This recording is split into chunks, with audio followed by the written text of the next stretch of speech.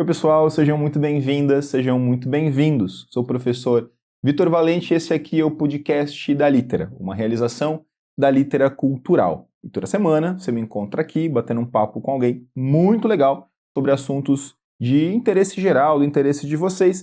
Essa semana não é diferente, eu estou aqui com a Camila. Tudo bom, Camila? Tudo bem? Você Fala, tá pessoal, bem? tudo bem?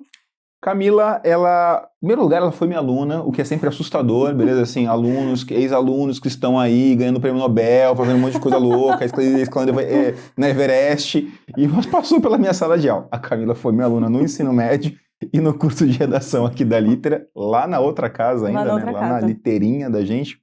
E, cara, com um currículo que, segundo ela mesma, tá? Acabou de comentar aqui, invejável, sensacional, incrível.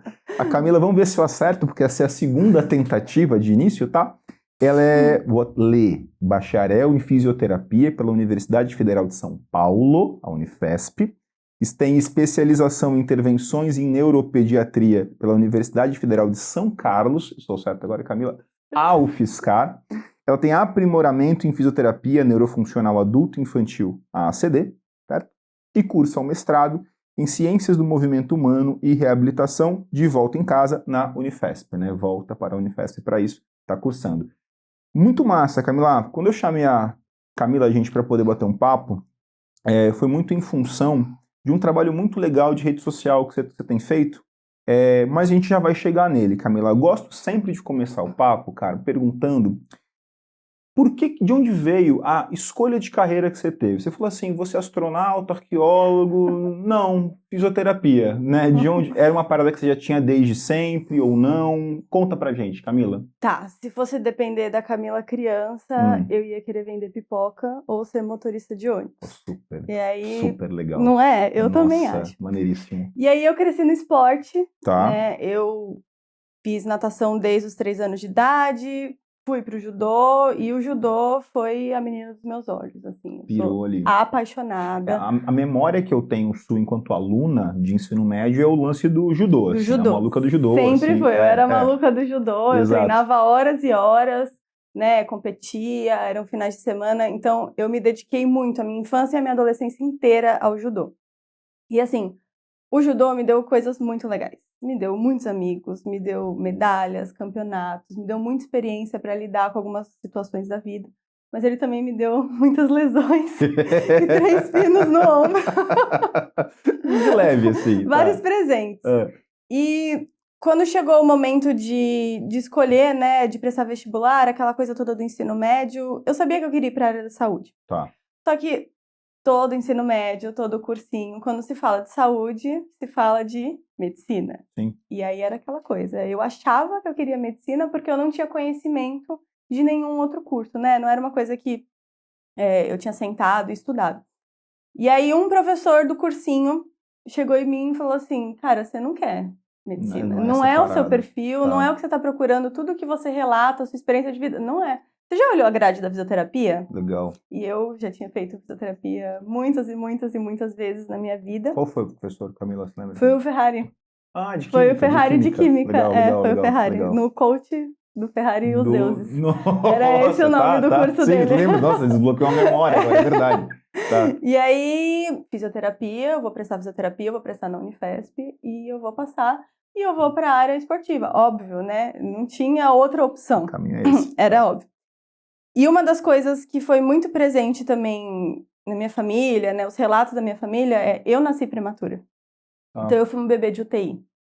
Né? Aquela coisa toda, intercorrência, parada cardiorrespiratória, vai viver, não vai viver, uma loucura.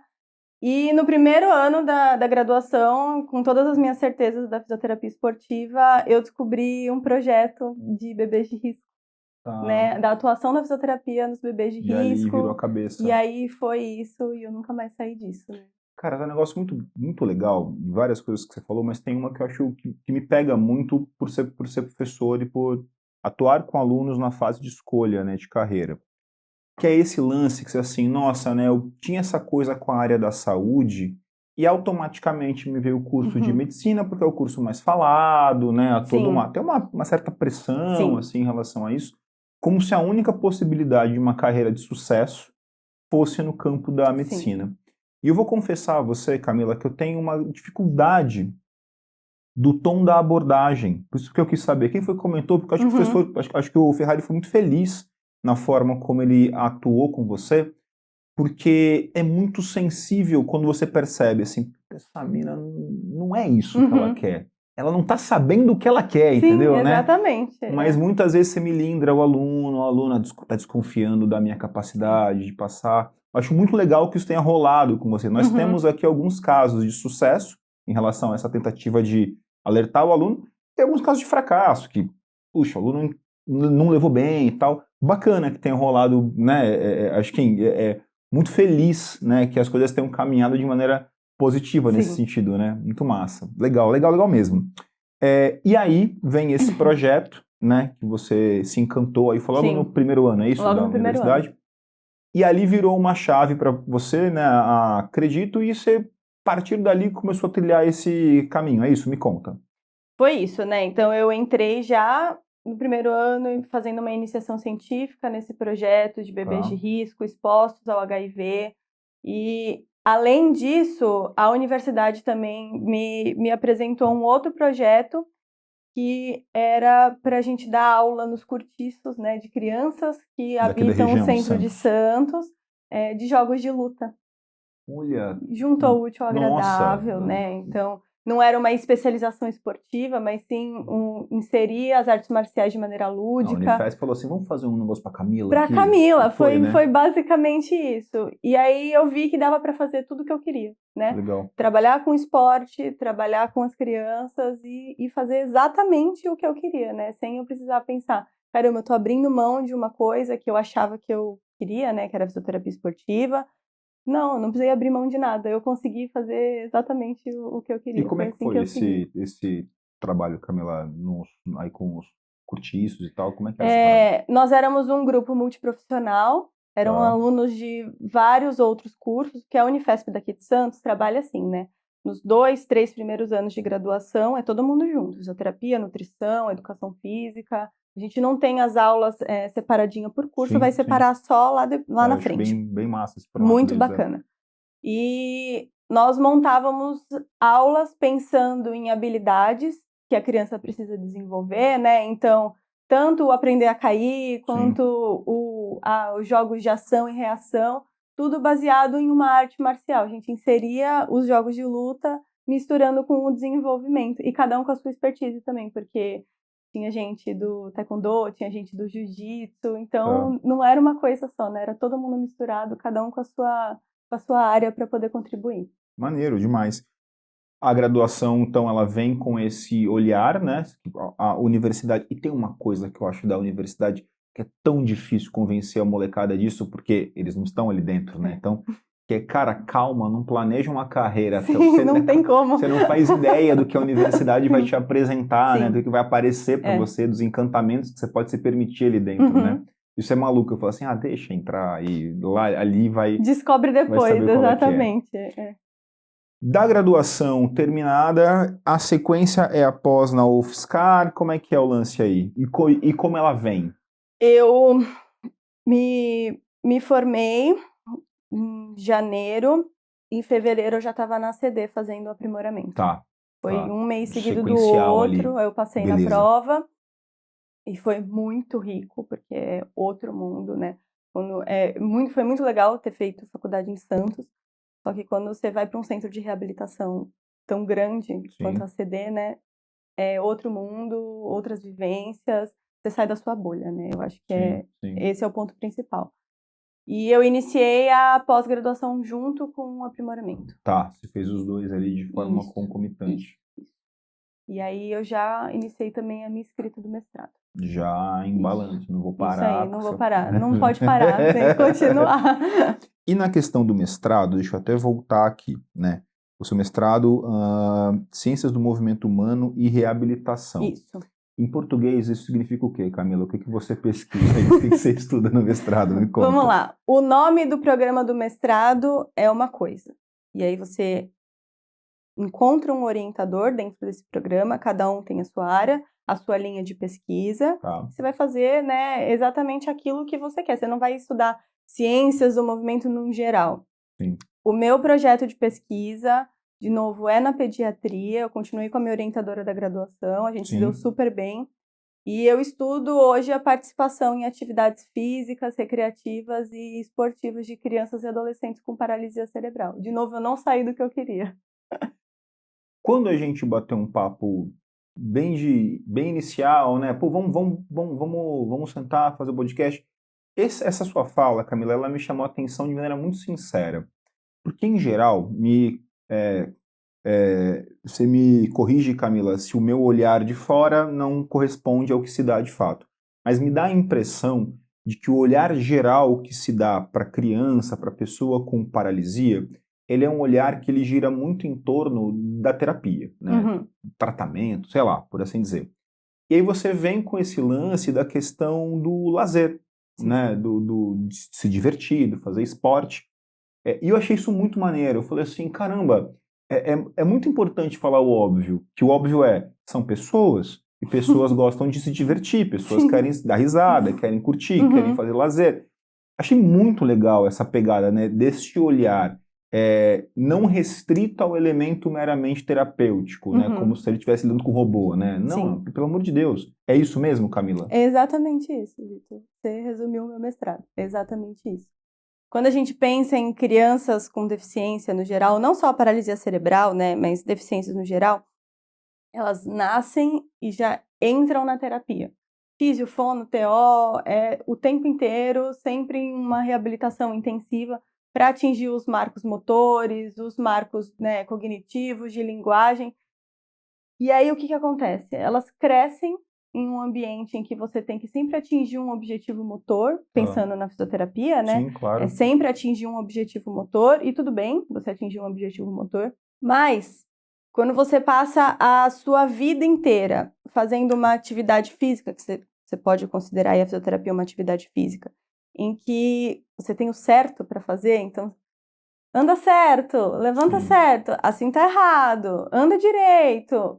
Que tipo de satisfação você vai desenvolver para você se movimentar, para você fazer um esporte? Não tem satisfação em se movimentar, não tem prazer, não tem prazer em se movimentar, né?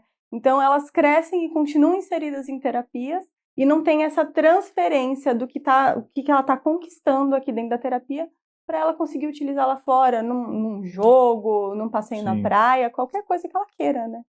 E mesmo acho, Camila, até passar para essa pessoa, para esse sujeito, que nem tudo precisa ter obrigatoriamente uma função prática. Porque a gente se diverte, porque se divertir é bom. Exatamente, é satisfatório. Né? Não tem uma finalidade. Quando a gente começa a se divertir para alcançar alguma coisa, me parece que a gente está inserindo até o lazer numa lógica de produção que ela é maluca. Assim, meu Deus do céu, velho, você quer render no seu lazer, né? Eu acho isso muito, muito interessante. Acabo tendo um contato, Camila, com o campo do esporte a partir de um outro olhar, por uma questão de família. Meu pai foi árbitro de futebol a vida toda e, já saindo dessa área, ele vai trabalhar com política de gestão esportiva, município lá de Vitória, de onde eu sou. E ele é um cara que insiste muito nessa questão do lazer para além do lazer, do esporte, para além de uma questão da performance, né? A gente precisa olhar para isso a partir das suas múltiplas funções, né? Porque, vamos lá, o cidadão comum ele não está pensando em performance, ou não deveria, né? Para outras questões de ordem social e social no aspecto mais amplo possível, certo? Estou caminhando bem por aí. Me corrige que agora, hoje, não sou seu professor há muitos anos, você que tem autoridade no assunto. Mas, e eu queria olhar para isso, assim, né? Eu até pontuei aqui um tópico aqui importante. A gente vive esse momento da moda da alta performance, né? Acho que em tudo, né? A gente tá meio nessa maluquice, de novo, né? Até no meu momento de lazer, né? Eu vou, sei lá, quero aqui aprender a cozinhar, fazer um prato legal. Não, eu tenho que ser a Rita Lobo do estrogonofe, né? Meu maluco, assim, né? Eu quero aprender a tocar um violão. Não, eu tenho que fazer o maior solo de guitarra da vida e gravar, e postar, e ter muita coisa. Acho que um trabalho como o seu, eu acho que ele tenta resgatar de alguma maneira, e eu acho que em diversas áreas eu vejo pessoas, em especial pessoas mais jovens, você tem 25 anos, 38, pessoas mais jovens, olhando para essa questão do resgate do lúdico, acho que de alguma forma, de atividades que não precisam estar a serviço de uma produção de algo. É por aí que você pensa o seu trabalho também? Com certeza. com certeza. Porque não só pensando na infância, né, mas pensando em adultos com deficiência ou até mesmo sem deficiência, as pessoas hoje elas têm uma dificuldade muito grande de se movimentar, de gostar de ir para academia. Então, ok, a gente tem aí o Instagram divulgando atividades físicas e é legal ser fitness hoje, mas quando a gente pensa num contexto de uma criança com deficiência, a gente tem dois lados a se pensar. A gente tem aquela criança que está o tempo inteiro em terapia e ela não pode usar o corpo dela para se movimentar do jeito que ela quer porque está errado e a gente tem que seguir uma estrutura e tem que estar tudo alinhado. Sim. E isso desmotiva. E aí a gente tem um contraponto em que quando uma criança, um adolescente com deficiência começa a se interessar por alguma coisa, pela escrita, pelo esporte, por qualquer coisa, o cara vai lá, escreve um poema, um livro. Nossa, por que você não vende isso? Sim. Por que você não começa, né, a escrever, a vender um livro? Você não monetiza. Exatamente. Por que você não vai para o esporte competitivo, né? Nossa, as Paralimpíadas. Nossa, você vai chegar lá nas Paralimpíadas. Calma lá. O esporte, na infância, pode e deve ser instrumento de, além de diversão, de participação social, Exato. né? De poder ter uma conexão com o outro. E até pensando isso para o futuro dessa criança, desse adolescente, não estou falando que ele vai encontrar ali uma carreira no esporte, mas ele vai criar conexões com pessoas, que vai descobrir uma coisa que ele gosta, que ele pode fazer uma faculdade, que ele pode interagir com fulano, com ciclano. É esse o caminho que o esporte deveria ter na infância, né? Não só aquela coisa de alto rendimento, de rentabilidade, porque tudo, né, hoje em dia virou rentável. As crianças precisam gerar eu vou trabalhar com isso, eu vou escrever. Se eu gosto de escrever, então eu vou gerar um dinheiro para eu conseguir ter alguma coisa na vida. A gente tem outros caminhos. Sim, e me assusta um pouco você que lida com pais em função de lidar com crianças, um movimento que me parece crescente de uma construção de currículos infantis, né? Então o moleque tem 0 anos de idade, ele já está ele já está ali, tem o curso de Excel dele, ele tem que fazer inglês, né, italiano, esperanto. Isso é muito louco, né? Assim, calma, né? Algumas coisas elas têm só...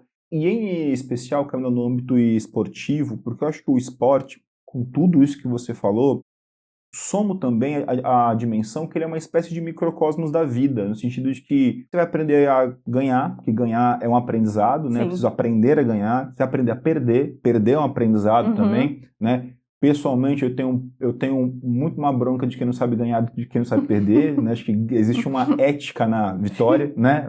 Que ela é fundamental. Isso faz parte, né, do processo. Quando a gente olha para o seu público-alvo, me parece que esses aprendizados para a vida, para além do esporte, eles também são fundamentais.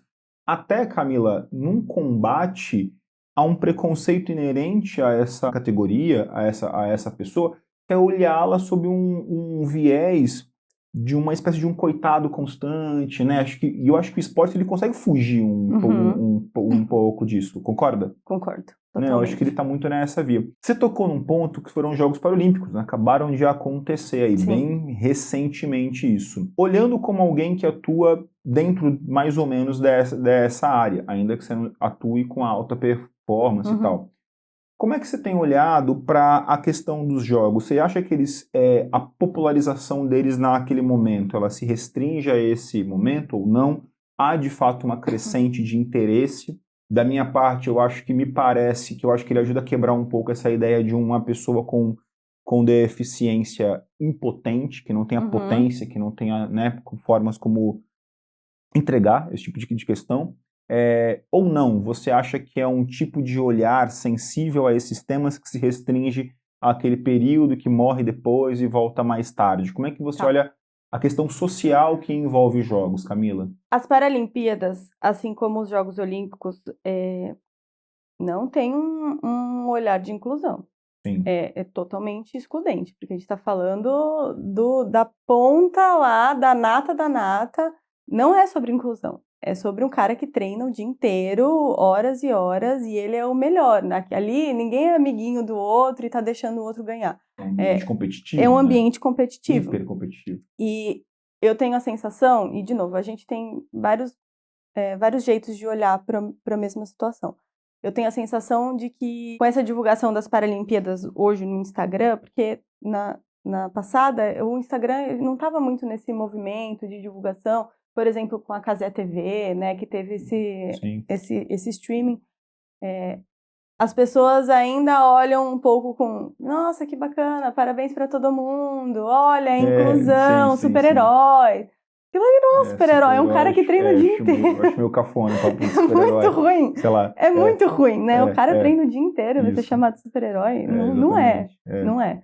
Depois que acaba, e os centros esportivos, né? Sim. E o esporte pelo esporte, a gente não continua tendo essa divulgação, né? Então, eu acho que é um momento, dá ali um pico de atenção. Sim. E depois diminui e a conversa acaba parando até que venha o próximo ciclo paralímpico. E aí fica nessa sazonalidade, você vê dessa forma. Sim. Camila, te perguntar um pouquinho sobre como é que você... A gente falou muito sobre a questão da sua atuação na universidade, né? Atuação, pós-mestrado. E no campo do trabalho? A universidade é um trabalho, pelo amor de Deus, tá? Deixo isso muito claro. Tá deixando isso. Já falo, já me corrijo, faço a ressalva, beleza? Tá? Mas, assim, trabalho fora da universidade. Você tem atuado, meu Deus do céu. Você tem atuado no quê, Camila? Conta aí pra gente. Hoje eu atendo crianças e adolescentes de 0 a 17 anos, 0 a 18 anos, e adultos com deficiência. Hoje a minha atuação, né, além de ser em consultório, eu faço atendimentos domiciliares também. E aí o foco tá na molecadinha mais nova, é isso? Isso. Tá, tanto em casa quanto fora. E a gente estava falando também, você também tem uma atuação em relação a empresas, é isso? Também. E isso passa pela atuação que você tem feito nas redes, né? Acho que o ponto de partida foi isso? Conta isso pra gente. Sim. Primeiro eu queria saber como é que é esse ponto de partida, por que você decidiu abrir o Instagram, acho que é mais pelo Insta, né, que você faz, para tratar dessas questões que, imagino, é uma vitrine, mas também vitrine tem uma pedrada que é uma beleza, né? Você se coloca ali numa posição de exposição. Por que você decidiu essa aventura louca, né, do perfil profissional ali, de divulgação científica na internet? E como é que isso chegou nessa questão de empresas? Vamos lá? Eu iniciei o meu Instagram porque eu estava muito brava. Brava. E geralmente eu faço as coisas na força do ódio. Funciona muito pra mim a força do ódio. Exatamente. O que me incomoda, assim, né, na infância, pensando na atuação da infância. A gente tem muita divulgação de coisas que não funcionam com o intuito de ganhar dinheiro. E pensando em pais de bebês prematuros, né, em pais de crianças com deficiência, esse é um público muito vulnerável. Com certeza. Com certeza é um público muito vulnerável. Porque uma coisa é você vender um sorinho azul que vai melhorar a sua performance no CrossFit, sei lá eu. Outra coisa é você vender uma terapia invasiva, um procedimento invasivo para um bebê, né? Para um prematuro, para uma criança que tem deficiência e que muitas vezes não pode nem opinar ali se ela quer fazer ou não. E aí, como esses pais são muito vulneráveis, porque a família vai sempre querer oferecer o melhor para o seu filho, eles acabam se tornando presas fáceis, e o Instagram é o principal local de se captar essa população para poder ganhar dinheiro. Então, a minha escolha de ir para o Instagram é para poder divulgar justamente o que não funciona, o que funciona, alertar essas famílias, os pais, falar assim, opa, peraí, né, calma lá, antes da gente investir todo o seu dinheiro, comprar um carro para pagar uma terapia que é famosa e custa vários R$1.000, vamos entender aqui se realmente funciona, por que ela está sendo divulgada, né? Foi por isso que eu comecei o Instagram, porque eu ficava muito, muito, muito brava com isso. Cara, se o inferno existe, okay, eu espero que ele tenha um lugar muito reservado, assim, especial para esse tipo de charlatanismo. Porque porque é um fundo de poço moral, de verdade, assim, é um fundo de poço moral tão grande, você se aproveitar da agonia, do desespero, do desamparo, da desinformação de uma família preocupada com um filho pequeno, cara, que para mim, assim, é incompreensível esse tipo de questão. Dito isso, já tomou alguma na cabeça, Camila, com isso aí, cara? Porque imagino, porque essa é uma galera grande e tal, como é que é isso, cara? Eu tenho um vídeo no Instagram que é sobre uma terapia que eu não vou falar o nome para eu não ser processada, Ok, mas já beleza. tá lá no Instagram. Já tá lá. Bom, beleza? Tá tudo bem. E é um movimento tão grande, porque é uma terapia tão rentável, e assim, não tem evidência que funciona, porque não tem estudo, né? Enfim, em que eu publiquei o vídeo, ou você faz um comentário bem no privado, sou incompetente, isso aí, isso aqui, começa a comentar em outros vídeos do Instagram, ficando, né, aquela coisa toda, e você vai lá fazer o trabalhinho de ficar pagando, porque aqui a conversa é conversa, não é discurso de ódio, né? Então, mas assim, tudo bem, né? Bom, paciência, é péssimo que isso se dê, mas evidentemente eu acredito que você, quando decidiu ir para o Insta para poder fazer esse trabalho, sabia que esse tipo de coisa ia acontecer e tal, fazer parte do processo. Mas é um trabalho que rendeu bons frutos também, né, Camila? Você estava falando de um contato muito legal que rolou da Bandeirante, né? Isso. Conta isso aí, que eu achei isso muito legal, cara. Muito massa mesmo. A Bandeirante chegou a Bandeirante não é a Bandeirantes, a rede de televisão, não. É do Tico Bandeirante, beleza, né? Empresa de brinquedo, Isso, empresa né? de brinquedos, né? Tá. A Bandeirante entrou em contato comigo porque eles queriam melhorar o processo de venda de brinquedos, né? Enfim. E quando a gente vende alguma coisa sem ter um embasamento, é meio complicado, você não pode justificar para que você está usando aquilo. E eles entraram em contato comigo para juntar o mundo da saúde com o mundo dos brinquedos e a gente fazer um bate-papo sobre desenvolvimento infantil, sobre a locomoção, que é o carro-chefe deles, né? Brinquedos de locomoção. E eu tenho percebido que as empresas têm mostrado mais interesse em juntar o útil ao agradável, né? O mundo da saúde, o conhecimento da saúde com o objetivo deles. Um exemplo clássico disso e que eu sou apaixonada é a Turma da Mônica. Sim. Você entra no site do Parque da Mônica, eles têm a classificação dos brinquedos, que tipo de trabalho sensorial se faz, né? Olha que legal. Aquilo ali é bacana para isso, tem uma salinha sensorial, é para crianças com deficiência, crianças sem deficiência. Então, eles são o exemplo de empresa que juntou o conhecimento da saúde para alinhar ali os objetivos deles. Então, eu tenho percebido que tem tido esse movimento. É incrível. Assim, e fala aqui, Camila, gravando o que a gente falou antes de começar a gravar. Acho incrível esse lance com essa empresa. Por você, acho uma oportunidade super legal de trabalho, um reconhecimento muito bacana do seu trabalho, mas acho muito louvável da parte da empresa. Uma empresa que é gigantesca, uma empresa muito grande, consolidada em mercado. Pô, Tico Bandeirante, mano. Imaginário brasileiro, né? Não tem como, né, cara? Olhar para isso, né? Uma empresa...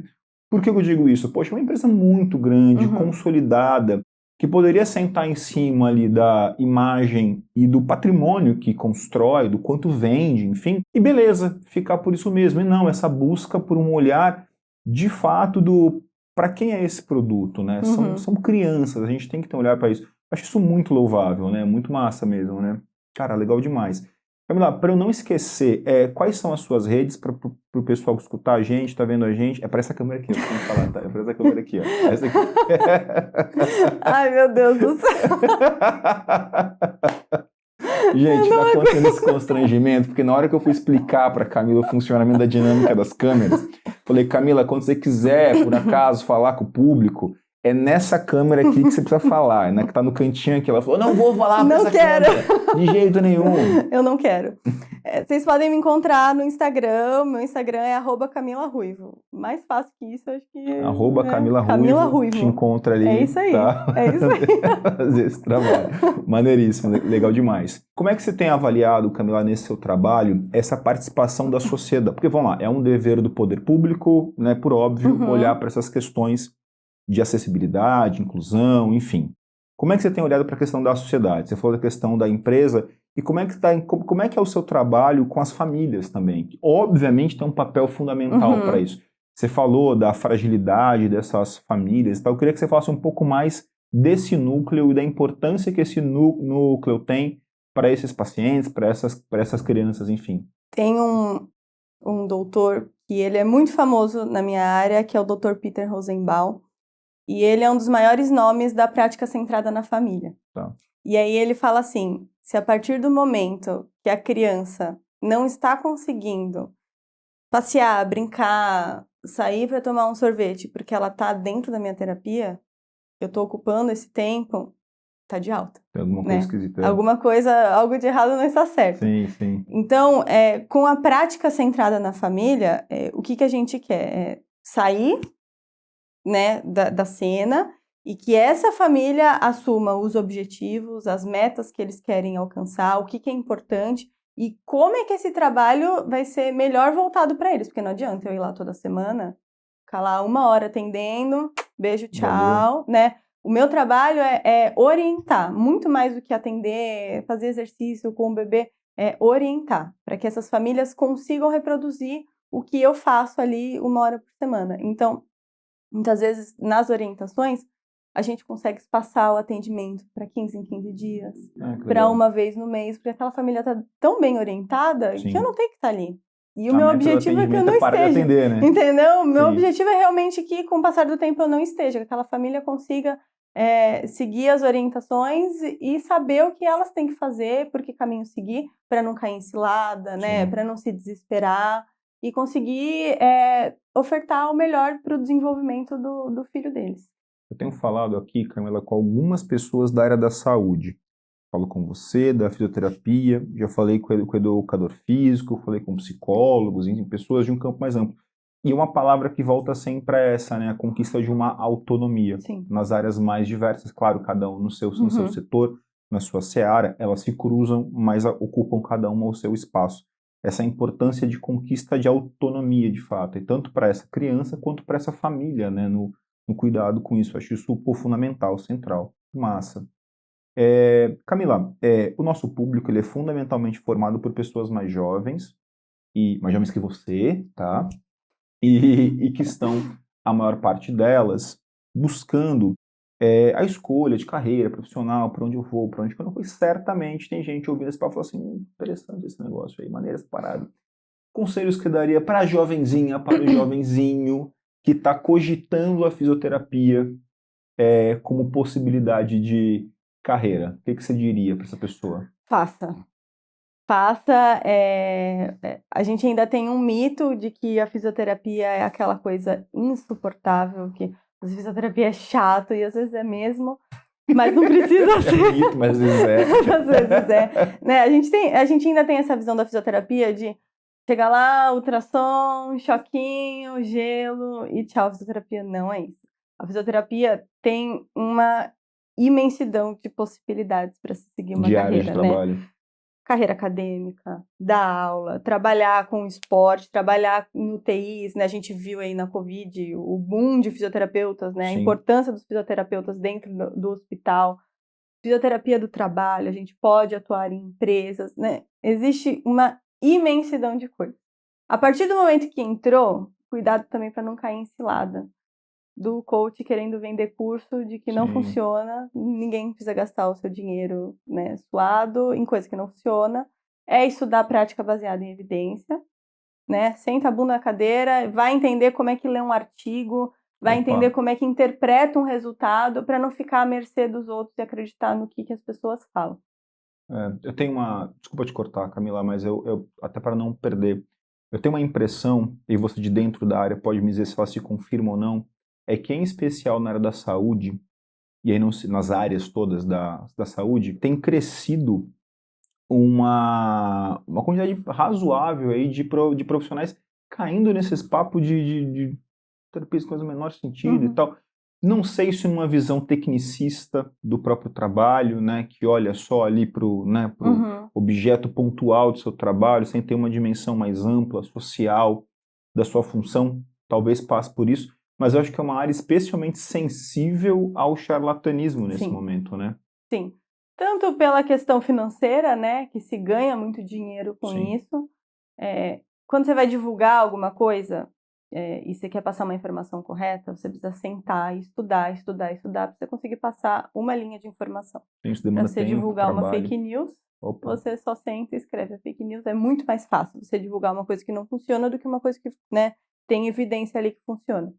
Então, desde o começo da graduação, esse é um trabalho que tem que ser feito. Sentar e aprender a ler artigo, aprender a interpretar a evidência, né? Antes de sair comprando curso, de decidir área, é sentar e aprender a ler artigo.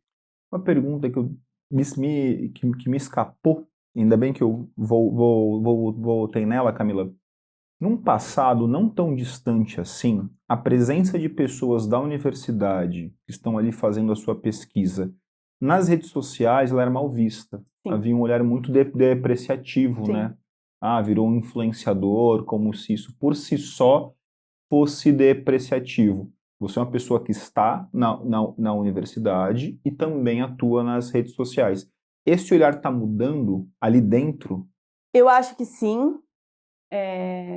Hoje, pensando em prática baseada em evidências, o maior nome da divulgação científica é o Léo Costa. Ele está no Instagram, está ativo, ele e a esposa dele. E uma coisa que acontece, né, esse preconceito de estar nas redes sociais Sim. falando de ciência, eu acho que também é por conta da linguagem que se usa. A gente, dentro da universidade, está acostumado a falar uma coisa muito formal, e o nosso objetivo deveria ser atingir quem não está dentro da universidade, quem não entende o que é um método, o que é um resultado, né?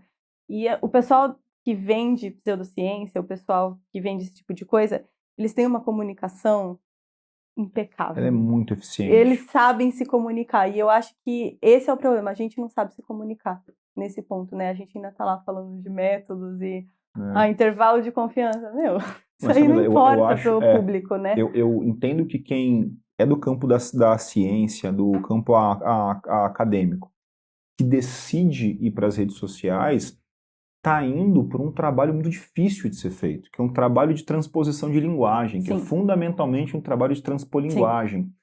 Essa linguagem universitária, acadêmica, científica, ela tem o seu espaço, ela tem o seu lugar. É importante que ela exista. Não é esse o ponto, né? É claro que ela existe por uma função clara dentro daquele espaço. Acho que não é esse o ponto. Sim.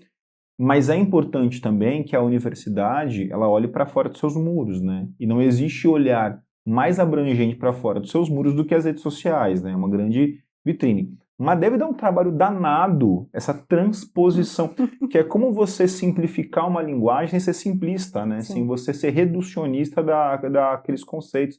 Deve ser um trampo danado. Eu falo assim, meu, um vídeo que você grava ali, eu tenho certeza disso, assim, do quanto de trabalho não tem, de entendimento daqueles conceitos, de pesquisa e de readaptação de linguagem, né? É bem por aí, né, bicho? É por aí, às vezes horas para gravar um vídeo, que é o tempo de sentar, ler, traduzir e aí sim gravar.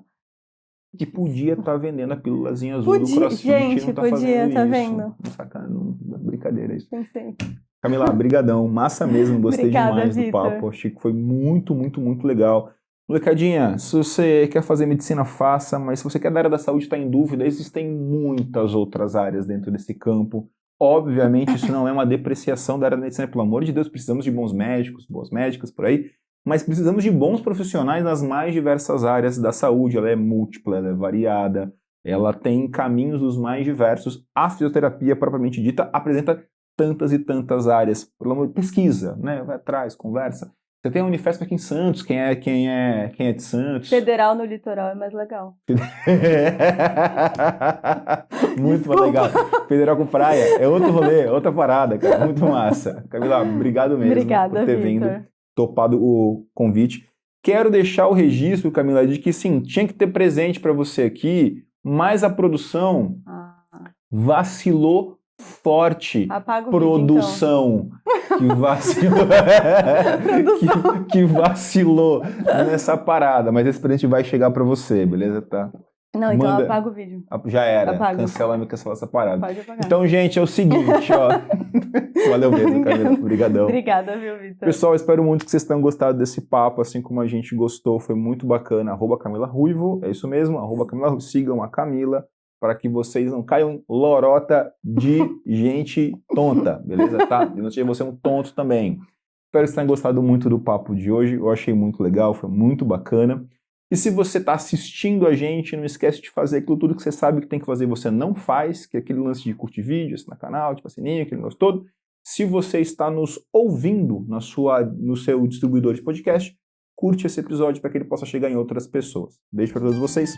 Tchau, tchau. Até a próxima.